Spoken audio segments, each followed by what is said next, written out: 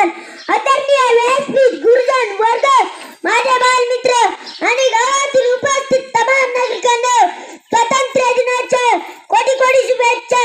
15 August 1947 रोजी आपला भारत देश स्वतंत्र झाला।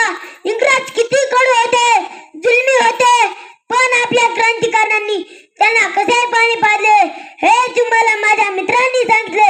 आपल्याला स्वातंत्र्य मिळाले, पण आमच्या सारख्या बारकाल्या पोरांना खरंच स्वातंत्र्य आहे का?